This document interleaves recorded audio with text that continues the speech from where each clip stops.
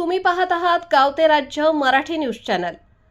मराठी भाषा गौरव दिनानिमित्त लोकमान्य वाचनालयात अभिजात साहित्याचे भव्य प्रदर्शन।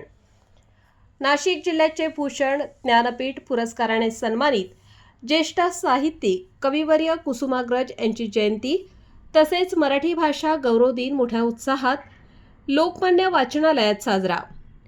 कार्यक्रमाची सुरुवात सरस्वती पूजनाने करण्यात आली। मान्यवरांच्या हस्ते कविवर्य कुसुमाग्रज यांच्या प्रतिमेचे पूजन करण्यात आले। माय मराठी भाषेचे अमृताहुनी गोड असे वर्णन संतश्रेष्ठ ज्ञानदेवांनी केले आहे। मराठी भाषेला अभिजात भाषेचा दर्जा मिळाला आहे।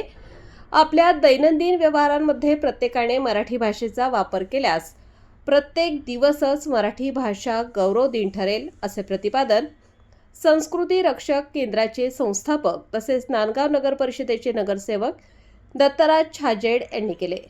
लोकमान्य वाचनालयातर्फे आयोजित मराठी भाषा गौरव दिन कार्यक्रमाच्या अध्यक्षस्थानी संस्थेचे सचिव माजी मुख्याध्यापक प्रभाकर काकळीस हे होते।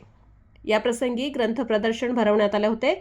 त्यात मराठी भाषेतील अभिजात साहित्यकृती, गाजलेली मराठी पुस्तके, व्यक्तिचरित्र, स्पर्धा परीक्षा, कौशल्य विकास, रोजगार निर्मिती इत्यादी विषयांवरील माहितीपर पुस्तके प्रदर्शनात मांडण्यात आली होती। नागरिकांनी प्रदर्शनाचा लाभ घेतला। कॅमेरामन विजय भावसार, नांदगाव, संपादक विजय धामणे, नांदगाव, नाशिक।